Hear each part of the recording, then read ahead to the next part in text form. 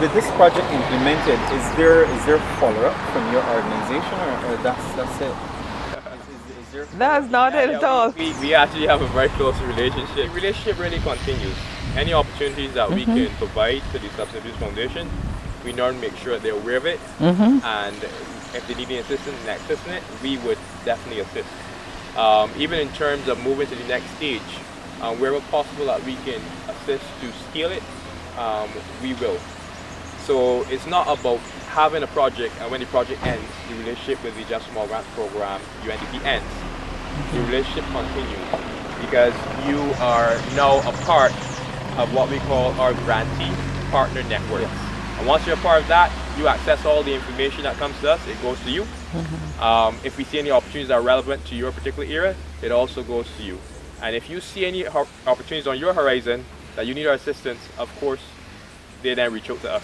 Your clients being successful means the community is successful. That's it. The country is successful. And if you multiply that country by country, the world is successful. And that's why we say community action, global impact. Community action, global This impact. explains it. Yeah, I would like to make one last comment, right? One, that mental health and addiction is not a moral failing. It's a disease that can be treated. My second point is that community effort with global partners are critical to not only sustainable living, but to sustainable life, and therefore it's really important that at the community level we get the support of national and international partners to allow us to do our work, because everyone benefits as a result. I want my grandkids to be able to have a country and have a world that is healthy long after I'm gone. So this work is not just about money or getting finance. It really is about living healthy on what I call, we're all citizens of planet Earth. Excellent. So thanks, David, for You're most welcome. your support. Thank you so much.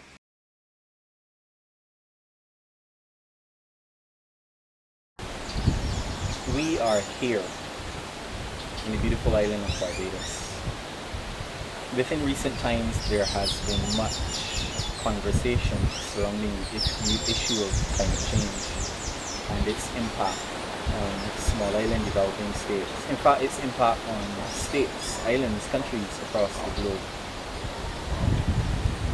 One of the discussion points is how we adapt as small island developing states, how do we adapt as citizens in the Caribbean to the varying impacts of climate change. I know Barbados was well represented at the recent United Nations COP26 conference, which spoke to the issue of climate change. And having heard our Prime Minister speak about how Barbados and other islands are impacted, I thought it wise to drill down a bit further and engage the technocrats, the persons on the ground who are seeing the actual impacts in Barbados. And I thought about the United Nations Development Program and its GEF Small Grants initiative, and what that program is doing to assist with mitigation and adaptation. And here I am today with the local national coordinator of the program, Dr. David Bynoe. Thank you for agreeing to share your time with me and also sharing your perspective on this matter of climate change and its impacts as it relates to your particular organization and the work of your organization. Let me begin by inviting you to tell us who is Dr. David Bynoe and what is your relationship with the United Nations Development Program. Excellent. Thank you very much for that introduction, and thank you for allowing me to have this dialogue with you on this very important matter. My role within the Global Environmental Facility Small Grants Program, if meant by UNDP, is as National Coordinator. In terms of my background, I have a wide and varied background. I'm an agronomist, also an environmental economist, and in terms of my research work, it orients around climate change and governance to ensure sustainable development. Now, within the Global Environment Facility Small Grants Program, we see climate change as a very important focal point within our work. In fact, we program in 5 main focal areas, and climate change is one of those key focal areas. Now, this is not by coincidence, because the Global Environment Facility Small Grants Program was birthed the same year as the United Nations Framework Convention on Climate Change. It all came out of the Rio Convention in Brazil. This famous convention that, you know, many other major global environment conventions were birthed at that same summit. So there's no coincidence in that. But what the Just Small Grants Program does differently is that we focus very succinctly at the community level. And so we believe that, being that we are present in 125 countries around the world, that cumulatively our community action would collectively have a global impact. Now, you spoke about climate change. And within the context of Barbados, we do have a portfolio of projects that address climate change directly. And not only with reference to climate change mitigation, but also climate change adaptation. You would be aware that the Prime Minister made a very important point, that as small island developing states, we don't contribute significantly to the carbon emissions, but we get the majority of the impact. And therefore it is very important that we adapt to climate change, and we have the resources necessary to carry out that adaptation. The Small Grants Program plays a small part, but important part, in ensuring that communities across Barbados have access to grant financing so that they can initiate pilots to address climate change, as I said, both mitigation and adaptation. Dr. Bynoe, what are some of these impacts you at the UNDP are seeing related to climate change happening in the Caribbean? Well, the impacts are really real and evident. We can see them. So we have impacts from sea level rise.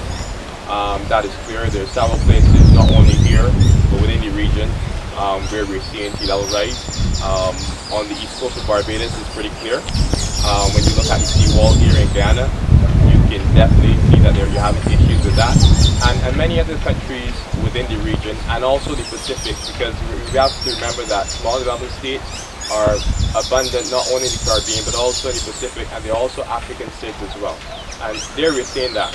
But when we go beyond sea level rise, of course, associated with climate change is the rise in the average temperature, which we refer to generally as global warming. That's why climate change and global warming has become synonymous, because the type of climate change that we're seeing is an increase in the average temperature. And when you have an increase in the average temperature, there are other effects that you're going to see beyond a shadow of a doubt. We're seeing issues with coral bleaching. We've had some significant coral bleaching within the region in the last decade, that many of our corals are struggling to survive. And when you speak about coral bleaching, you can't only speak about high temperatures within the oceans, you also have to think about the ocean as a sink. Now, as you have more carbon dioxide in the atmosphere, the ocean starts to sequester that carbon. And when I say sequester, it tries to take the carbon out from the atmosphere to create an equilibrium. And when it does that, the oceans become more acidic. So ocean acidification is also a side effect of climate change. And that ocean acidification is also impacting our corals.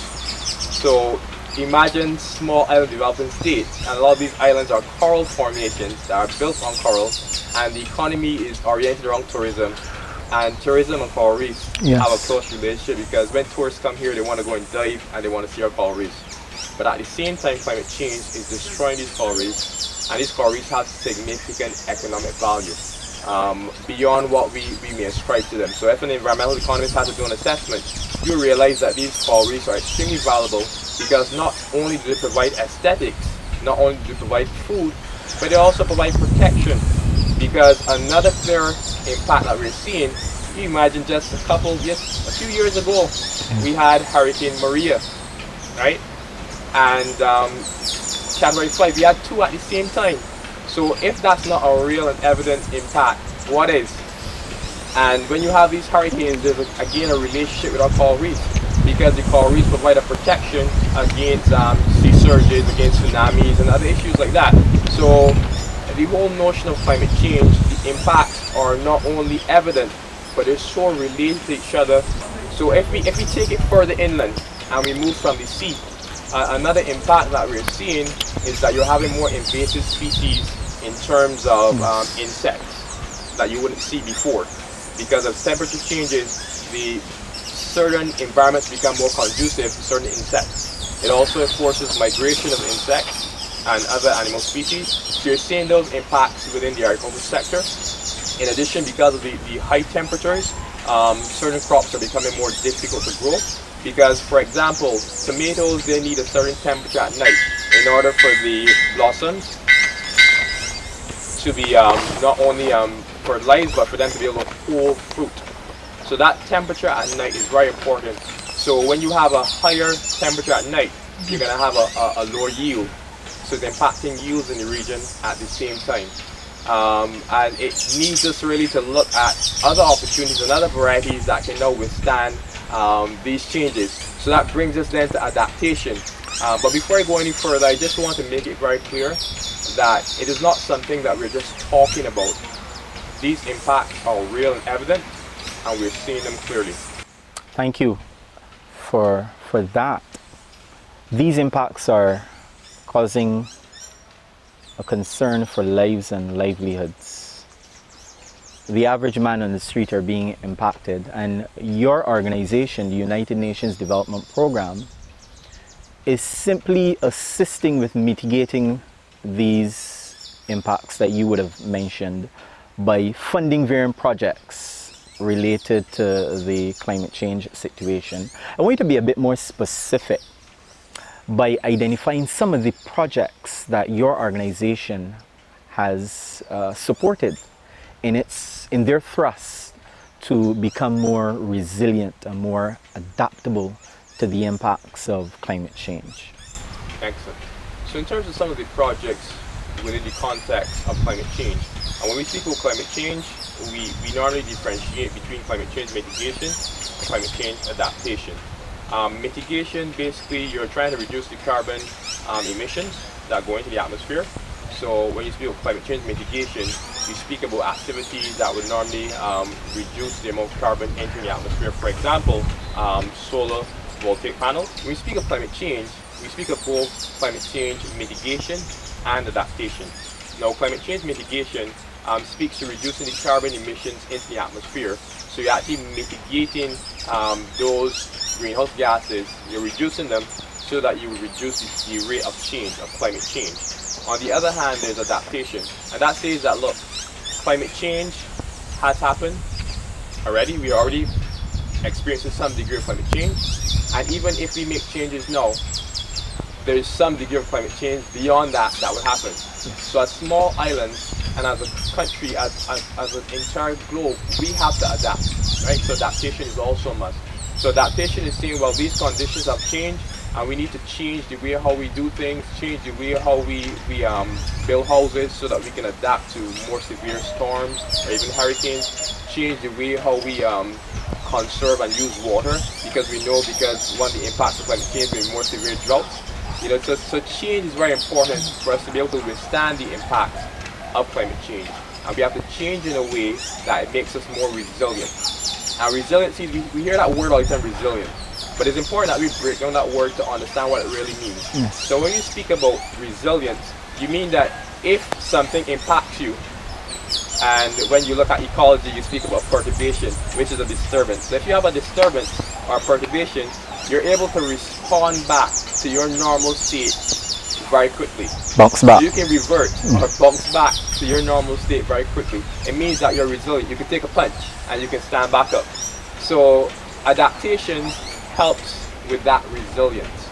So that's very important to understand. So when we speak to projects now that help with mitigation adaptation, we do have quite a few within our portfolio, because as I said before, we look at climate change as one of our key focal areas. So in the context of Barbados, because we're around the world, 125 countries, but in the context of Barbados, some of the projects that I can speak to look at, first of all, climate smart agriculture, climate smart agriculture. And why climate smart agriculture in the context of Barbados? Because Barbadians view agriculture as very important, you know, to their sustainable development. When we did a study across the partners and the key stakeholders, they identified climate smart agriculture as integral to building resilience in Barbados. So we have several projects, one with the Caribbean Permaculture Institute that is currently still being implemented. We have the Sojourner Foundation.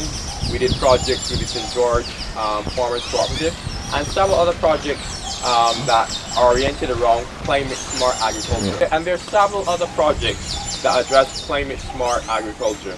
And I can't just drop that term without going into it. I want you to go into it. To understand. So when we speak about climate smart agriculture, it means that you're engaging in agriculture, which is basically the growing of crops and rearing of animals, but in a way that you're cognizant of the climate that you're in and the impact that climate can have on your production, on your agriculture. So because you're cognizant or you're aware of that, you make certain changes to address these impacts. So if you're farming in an area that is prone to having issues with drought or lack of rainfall, it means that if you're climate smart, you now have to have some means of water harvesting. So when you do have rainfall, when you do have water, you can store it and then you can use it in those periods where you may have drought and you don't have. It means that you now have to use methods like mulching, where you place a thick layer of either grass or even a fabric on the surface of the soil to reduce the amount of water that evaporates from the soil, so you can maintain soil moisture within that production system. Being climate smart also speaks to looking at your environment and seeing what are the natural elements of my environment that I can use to protect me from any impact of the climate. So it would entail looking at, could we have a hedgerow? And could that hedgerow be from crops or plants that grow naturally in Barbados? So maybe we may want to look at using Floricidia, which is abundant in Barbados. Or you may want to use Miamonte River Tamarind as a hedgerow so that you can protect from the wind. So it provides some protection, natural protection from strong winds. In addition to that, when you have that hedgerow, because these two plants I spoke about are leguminous, you can use those, you can cut them back, put them onto the soil, and they act as a mulch, and they also add nitrogen. So climate smart is about looking at so many different dynamics. It goes beyond that and it says, well look, if you're climate smart, it means that you can't just grow one crop. You can't look at a monoculture, you know? You have to really look at a system that embraces many types of crops at the same time. And that builds diversity, so that if the temperatures increase further and there are more invasive species, when these insects come in, they may be prone to feeding on one particular crop. So if you have one crop, that crop is destroyed. But if you have biodiversity, meaning diverse life, it may take one crop, but you still have another. So there's so many components. I can go on now. And I'm seeing the interdependency, because that in itself builds resilience financially and economically. So climate smart is even going beyond just the whole notion of adapting to climate. So when we speak about climate smart agriculture, as you rightly said just now, it's also about building resilience from an economic perspective as well. Because when you have diversified crops, it means you have diversified sources of income.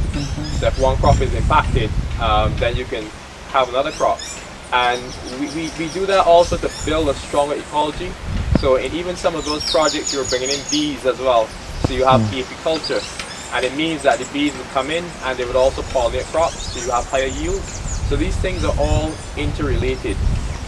In addition to that, in being climate smart, we normally try to encourage methods of farming that do not require much importation of inputs. So in the traditional conventional agriculture, our fertilizers are imported or pesticides are imported. But when we try to embrace climate smart agriculture, because when you import, it takes carbon emissions to ship these things here. It also takes carbon emissions to produce these fertilizers and these pesticides, and many of them are built on an oil fossil fuel model. But when you are as climate smart as possible, your inputs don't need to come from outside. They can be produced here locally, wherever island you're in or country you're in. So we encourage them to produce organic fertilizers, which they can produce on farm, and then they use on farm. We also encourage them to produce organic pesticides, which they also produce from crops grown on the farm. So they're not looking outside. So the system is a closed system, and thus is much better for the economy. And we go beyond that because, as I say, the Just Small Grants program is as holistic as possible. So we also encourage certification. In fact, we have trained international inspectors who are now trained organic international inspectors to certify farms here in Barbados and other countries within the Caribbean. So it's a very holistic approach when we speak about climate smart. Can you say the percentage of farms that have been certified in Barbados through your organization? Right now, we're going through the process of certification. So we are at the stage where we have a national standard, and that national standard is to be enforced by the Barbados National Standard Institute. And we have trained persons not only from the farming community, but also from the institute, also from the Ministry of Agriculture. So we have persons who are trained and certified as international inspectors, and the farmers are now going through the process of keeping their records, and we're moving to the final stage where we now certify farms. So that's something that you're going to see quite soon. When you go into the supermarkets or you go to buy produce and you're wondering if it's organic, pretty soon you don't have to wonder anymore because you'll see certified organic. Are you satisfied, based on where you sit, with the level of uptake and buy-in from the farming community to this, I would call, change of operation in terms of how you engage in agriculture? Are you satisfied? And what more perhaps need to be done to get more farmers on board in this type of sustainable agriculture? Yes, so when we speak about climate smart agriculture, there's a lot more awareness that has to be built. I recently did a research paper on the level of awareness of farmers in Barbados in relation to climate change, use of renewable energy, the same climate smart techniques, and the awareness is relatively low. And this is something that we need to address. So we need to have more training, we have to have more projects like the ones that I speak about, so that we can bring the farmers on board. I don't think that they're averse to it, it's just they're not as aware of how to apply some of these techniques. And as the awareness is built, then you'll see more people changing their practices. So I want to bring your attention to some of the other projects that would include basically climate change adaptation, but also some of mitigation. So we have a project which we have as a model farm on the west coast of Barbados. And that's a dairy farm, so I'm switching from the traditional agriculture of the crops now into the dairy type setting. And it's a woman-led, female-led farm. And that's important because we have to look at gender equality when we're speaking about all aspects of our development. And we find that women in agriculture are underrepresented, especially from the production side. And so in dairy farming, it's very energy intensive because you have to keep the milk at a certain temperature so that when it's collected, the quality is good. If your milk is not kept at a particular temperature and they come and they test and it's not at that quality, you have to discard all the milk. You're not paid for it. And so dairy farmers grapple with their energy bill. So we were able to partner with her and other business partners who came on board and provided in kind, and now she's fully equipped with solar PV. So the farm is run using solar PV. She can now keep the milk at a specific temperature all the time. She doesn't have to worry about that.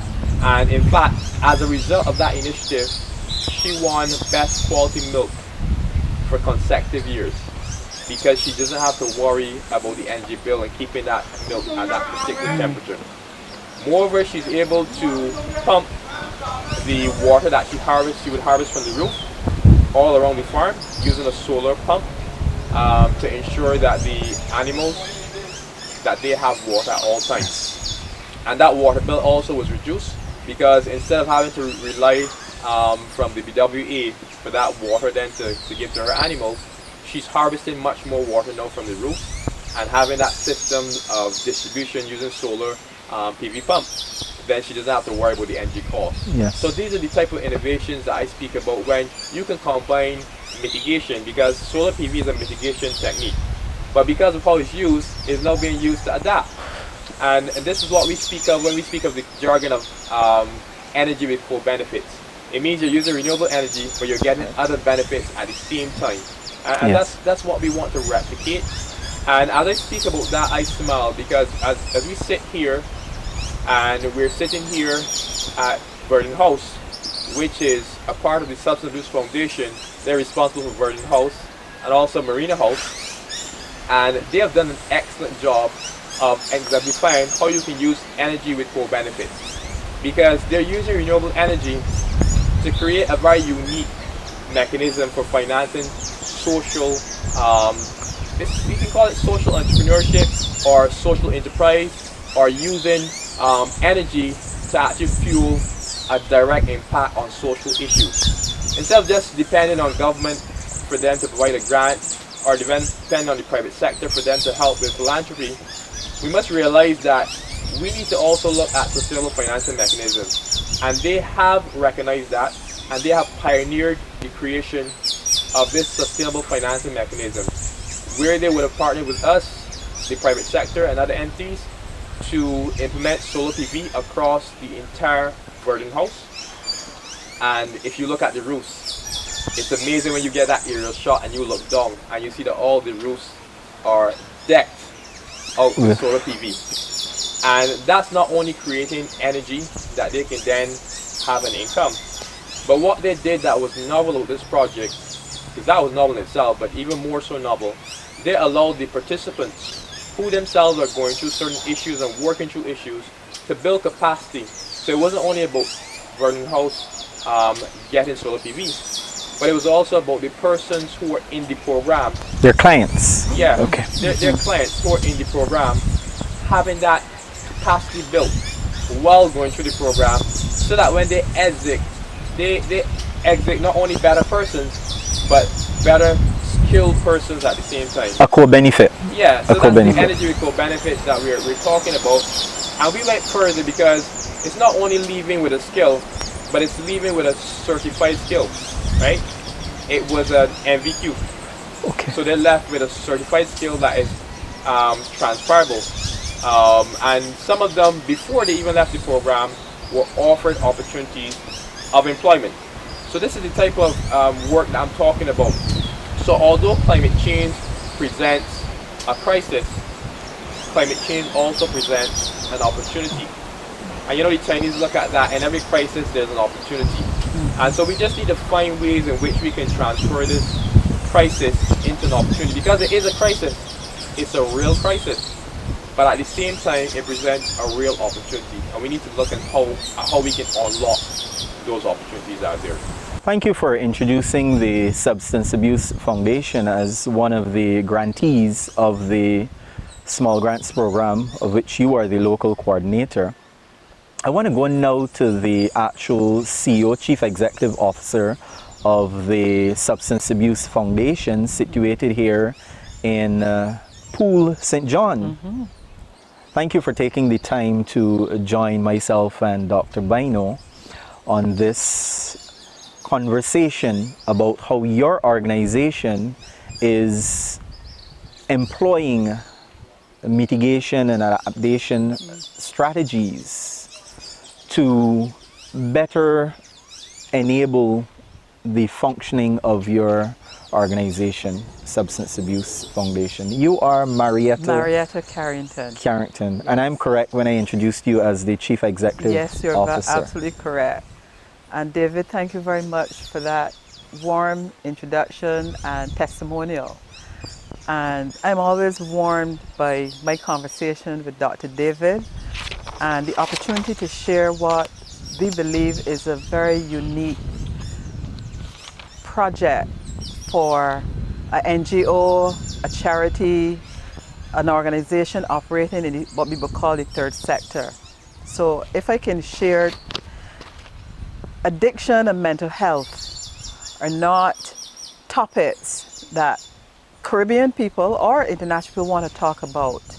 And oftentimes, addiction and mental health are viewed through moral lenses. Instead of, this is a disease of the brain that needs to be treated like a disease from the neck to the toe. So therefore, funding our organization can be very, very difficult because individuals will see that as self-inflicted. And why should I give of my resources to an organization or to someone who has caused harm to his or herself? So that in itself can create a problem for funding an organization such as ours. Again, it requires a lot of education, you know, for individuals to understand that the brain becomes ill and therefore it needs professionals who can provide that help to individuals.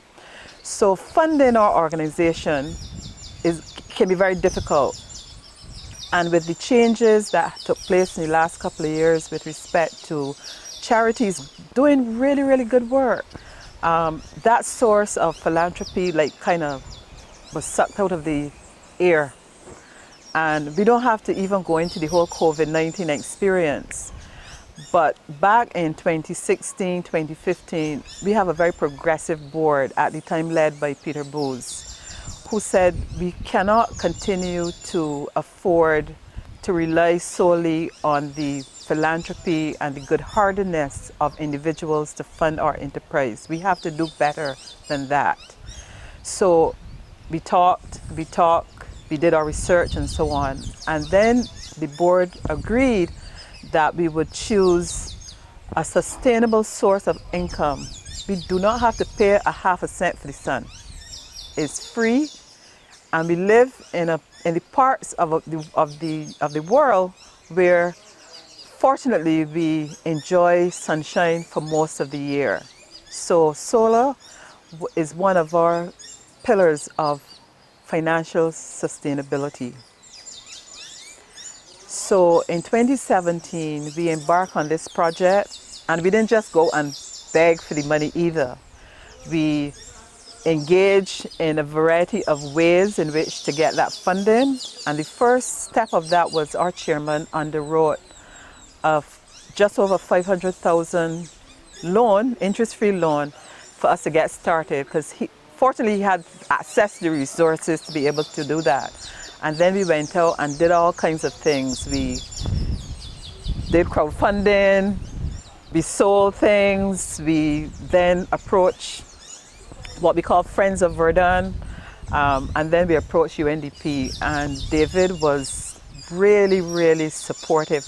And I have to say this, getting funding from international organizations require a certain skill in writing those grants and positioning those grants in a way that it can be seen, heard, acted upon, but more importantly, that you can get that support.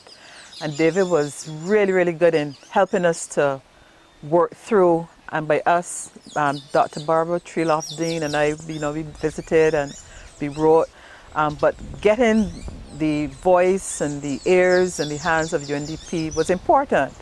So I think we qualified for the highest level of that grant, which was $100,000. Question, before you go any further, at the time the alternative source of funding was being considered, was climate change the focus at the time? Or was it seen as an opportunity that coincided with the positive impact it can have on the environment by deploying these photovoltaic panels on your roof? Both. Okay. We are not new to environmental issues, right? We consider ourselves to be citizens of planet Earth. And therefore, if you look to your left, you will see a miniature chattel house. Mm-hmm. This is 10 years now that we have been collecting plastic and bottles and so on. And the Future Trust, we are certified as a green organization. This is 10, 12 years ago. So it was a natural progression for us to look at solar, which was beginning to emerge as a very powerful way of ensuring that we could assist in planet Earth and mitigation and adaptation. Also because we had the buildings, right? 6 buildings here. So So the question was not that we needed to go and install anything, build anything. We already had the foundation. The barrier was the funding. And once we were able to get that funding, then we were like horses out of the stable. You know, it took us about 18 months. And I want to mention here Hal Hunt, who was retired from the Barbados Light Power, because we are... This is 18 months from conceptualization to completion? Yes. Okay. Yes. Completion in terms of installation of the panels. And on the rider with Barbados Light and Power. Okay. And Hal Hunt, who had retired from Light and Power, donated 80% of his time. So we think of it not only as the financial contribution, but also what we call the non-cash donation. So he was able to help us select the individual and the organization who would install the panels. He negotiated with us. He looked into all the aspects of it. He helped us with the monitoring and evaluation to make sure that we were getting back the return on the investment that we wanted. So the journey has been one of tremendous pride for us. David mentioned training of our clients. Many of these clients graduated or left school with nothing. So to be able to not only come to a place of healing, but also come to a place where you can be provided with skills. And this is indeed one of the core benefits that Dr. Bynoe spoke about earlier, that your constituents are benefiting from this project because they're developing skills in the area of installation of the panels, monitoring, correct? This is what you're going on to explain. Yes, and apart from that, that training, as David mentioned, they're all CVQ trained. And I want to indicate that there were 24 individuals who were able to be certified. 20 men and 4 women. And those 4 women, between the 4 of them, had 12 minor children. So they're now able to go out and have a skill in an emerging career on the cutting edge. And I want to mention that the Substance Abuse Foundation of Verdun is one of, at the time, I'm not sure if that has changed, but one of 3 institutions certified to deliver solar photovoltaic training. And the other 2 were educational institutions. Okay. So we're not only producing our own electricity, but we're also a training institution as well. Surrounding this type of technology. Correct. How long has it been since the project was implemented? I know the process took 18 months. 2017. 2017. Yes. So it's fully functional since 2017. Well, the buildings went on at different times. So by 2018, all 6 had been producing. And we are on a buy all, sell all arrangement with the Light and Power. Now, David talked about climate change. So just imagine maybe we had that hurricane. Yes. What that meant for a revenue generating effort for us. Rain, no sun, flying objects, the whole thing associated. So that has an economic impact on our organization. The ashfall. Imagine trying to get up on our primary building with asphalt on our panels. So those panels have to be clean. Guess who cleaned our panels? Some of the same guys and ladies who had gone through that program. Guess who were able to clean some of the panels nationally? Because everybody wanted their panels clean. Because again, that film on top would cause issues in terms of power generation. So we had a pool of individuals, again, ready, able, equipped, and certified to go help clean those panels. Now, when we did that training back in 2017, 2018, we had not envisioned that we would have a national disaster that would require us to be able to contribute to a national response. Now, when you think of that, that's an important opportunity. That's an important way to look at an organizations whose main responsibility is to help men and women heal from their mental and addiction issues, but also contributing to national and international and global response to something that we had no control over. Yeah. And these are the spin-off benefits of the deployment of solar technology in your operation. You look like you want to say something there, Dr. Bynoe.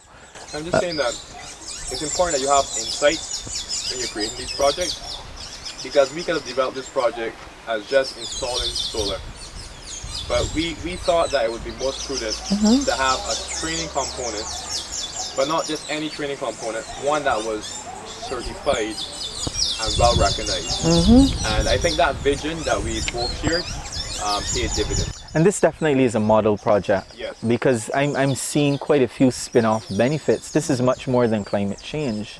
This is training and development. This is also assisting with the rehabilitation of your clients who are going to go out from this organization and lead productive and rewarding lives. And are you seeing the benefits of that?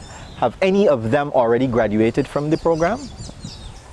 Every day there is some story that comes back to us that says how important that was. Now, David talked about the community level, right? For every one man or woman who has an issue with mental health or addiction, it affects 20 people, right? That's the mother, that's the father, that's the aunt, that's the uncle, that's the workplace, that's the friend, that's the cousin. That's, you know, the spin-off on that issue has an impact on our social well-being. So this is not just Marietta's problem or David's problem. It's a family. This is a country problem, this is a world problem. And we could pretend it is not there, but it is there. So if you flip it on the other side, when someone gets well, is able to go and provide for their families, able to take care of their children, can go to the supermarket, can have a job that gives them pride, 20 people also benefit. That mother can sleep at night.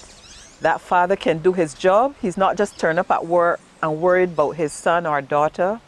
Those children whose lives have been upended now have back their parents.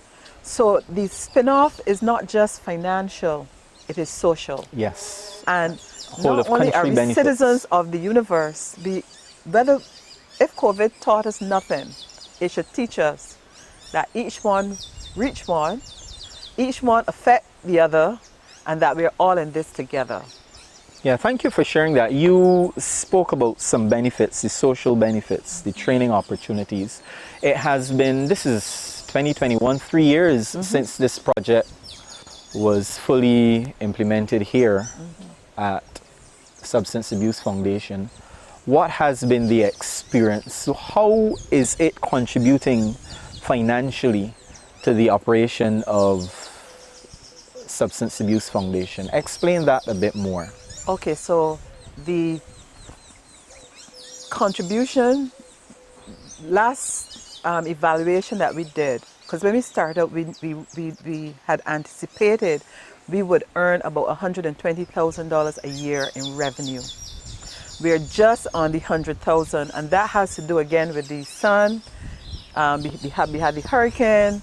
You know, we had periods where we had a lot of rain and so on. That affects the production. So generally speaking, we earn about $80,000 to $100,000 a year in revenue. This is dollars? This is actual dollars. This is from dollars. this project? From this project. 80,000 a year. Barbados dollars a year. Yes. And this is since 2017. So if you add that up every year, you're talking close to 300 and so the UNDP has provided the seed funding to facilitate this generation of income that is going back into your organization in terms of assisting the clients that you serve. This is exactly what you're explaining. Well, UNDP was one of the major. There are others. The single largest contributor outside of Peter Booth, who had underwrite the original amount, the single largest contributor. So when we talk about benefits, this is not a one-year thing. This is a life-changing This is a life-changing project. And because we were able to do that successfully, because we were able to have resources of individuals who were talented, who were insightful, who were skilled, who were able to give us advice, and more importantly, we listen. Because sometimes we get advice from people who know and we don't listen, or if we listen, we don't act. But we acted because for me as CEO, Barbados and our region, without a Verdant House or Marina House, I cannot begin to imagine what our lives, all of our lives, could be like. And therefore, ensuring that we have a source of sustainable income for the future, for future generations.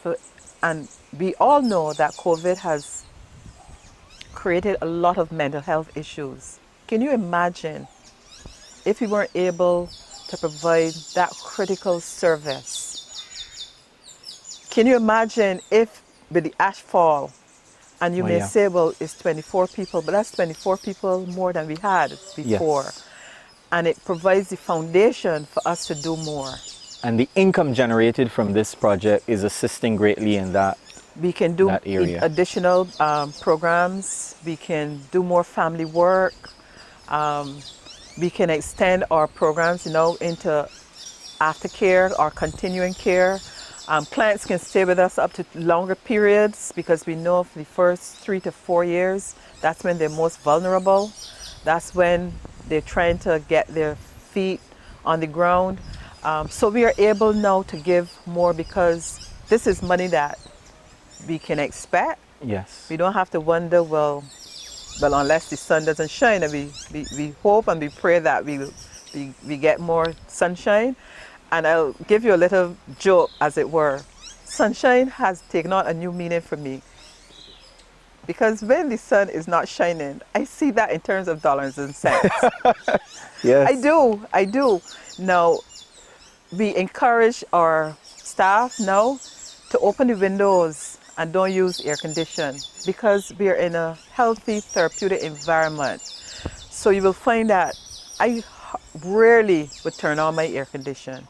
And it has to be a situation where outside is raining, the windows have to be closed, and you still need some ventilation. So when I see clouds, I want to say, where are you all coming from? You all need to just clear the sky and let's get some clear skies, because we know that's how our revenue is generated. While you're benefiting directly, this project is also contributing to the national initiative to reduce its carbon footprint and engage in more sustainable practices, reduce the reliance on fossil fuel generated electricity. This is one of the projects that is assisting positively in that area. And this is just one.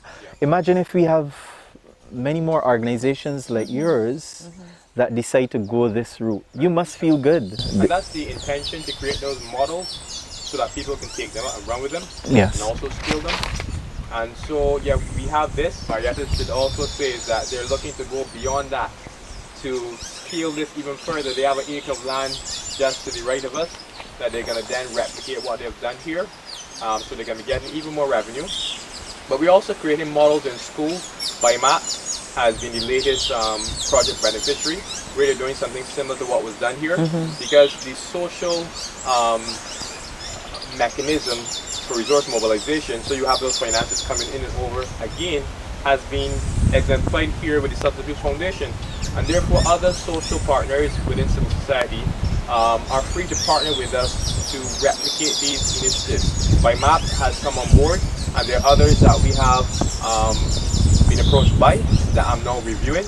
And then I must say that even within the marine environment, we've done that as well. There's several boats that we have equipped with solar PV, so that when they're out at sea and they don't have to worry about the engine cutting out because the battery went dead. Many of our fishermen are lost at sea because the battery goes dead. And these are beneficiaries also of the small grants program. Okay. And so that's another model that we want to build out, because with just $2 million we can convert all of our boats, not 20% or 50%, all of our boats to renewable energy, and that's not a big contribution. So, and the thing about it is that fishermen are in a position to pay back, even if you had to do it at a very low interest rate, to pay that back relatively fast. Okay. So there's a business case for banks, for credit unions to come on board to ensure that the fishing industry is fully equipped with solar, because the payback period is very short. We would have stepped ahead and provided the grant finances to demonstrate that it's possible. So now we know it's possible. We have the model, we can prove it, we can show the returns, we can show how fast it's possible to pay back. So we're asking people to come on board and capitalize on this opportunity. Because if we really want to be carbon neutral by 2030, as was espoused with the government of Barbados, then these are initiatives that we need to pick up, we need to replicate, and we need to scale. Thank you so much, Dr. If I can also add to David's point that renewable energy does not have to be only done by big organizations. Community effort. If other charity, we have proven that charities who rely a lot on philanthropy and giving can be self-sustaining as well. Can you imagine if 80%, 50%, 30% of our NGOs were able to use this model to sustain their own enterprise? Can you imagine how much more good can be done for our social fabric? And that's a very good point. And that's what we did through partnership with BRIA, Barbados Renewable Energy Association. We have a very close partnership with them, and sometimes we fund policy dialogue, where we bring government into the room, we bring the private sector, and we have a dialogue around renewable energy. And some of the impacts of these dialogues have been to reduce the taxes imposed on renewable energy in Barbados. But a recent win in that case was the government of Barbados has decided to have a carve-out for civil society within the energy policy. So there's a certain percentage that civil society can be guaranteed to access on the grid. So that allows really the freedom of civil society to create these sustainable financing mechanisms for themselves. So it's up now to civil society to take the challenge and really capitalize on that, because government has provided the framework for them to do so. Thank you so much, Dr. Bynoe. Thank you, Marietta Carrington, for sharing how this grant has assisted your organization in becoming a bit more sustainable. Thank you for the education you've provided as it relates to climate change and how your organization is assisting with mitigation and adaptation. Now, you spoke about the grant funding.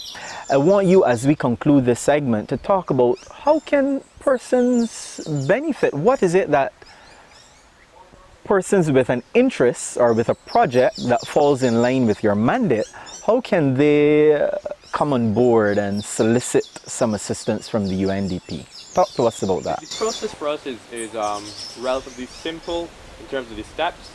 We are quite unique that we provide the support, as Marietta would have said earlier, to ensure that we walk you through the process. So the first step is, if you have a concept, you can send us that concept by emailing us. But of course, let me speak about our website. So you can access our website at sgpbarbados.org or sgp.undp.org, right? So we have two options. You can go to our global website, and then you can say, where do we work? Can we work in 125 countries around the world? And you can click Barbados, and then you can send the application there. You download the concept, send it to the email that you see there, and we can start that process from a concept. A concept only needs to be three things. What's the problem that you're seeking to address? What caused the problem? And what are you trying to do about it? We start the conversation from there, and once we approve that concept that you're going in the right direction, you can then move to the full proposal. If the concept has problems, it's not an issue either, because it's a learning process. So we send you back some comments, and you continue to amend that concept until it's approved. Once you have that approved concept, you go to the full proposal. Again, it's a process where you go back and forth. It's not like most other organizations where you submit a proposal and it's either good enough or not good enough. And if it's not good enough, you don't hear from them again. There's a hand-holding. Yeah, there's a hand-holding process where we walk with you so you can build the capacity, because our program is all about building the capacity of those persons who we serve. And we see you as our grantee partners. So we're in a partnership. So once you enter the partnership, we maintain that relationship and take you where you need to go. And once the full proposal is completed, then it goes to a national steering committee. And that national steering committee then decides whether to approve the project or not to approve it. The good news is that if the project is not approved, that's not the end of it either. You then have an opportunity to make revisions based on the recommendations from the national steering committee. And once the recommendations are then revised in the project document and it goes to them again and it's approved, then you go from there and you have your memorandum of agreement, which we're all very happy to see. And both parties sign, and then we get our check. The journey begins. And it just begins with that initial contact, that email, that telephone call. Start it there, and it is as simple as sending an email. Simple as that. And you've identified the website. Thank you so much, Dr. David Bynoe. I have Marietta Carrington here of the Substance Abuse Foundation in St. John, and we have discussed how these entities are contributing to the greater good of reducing our carbon footprint. Thank you, gentlemen and ladies. Thank you for having us.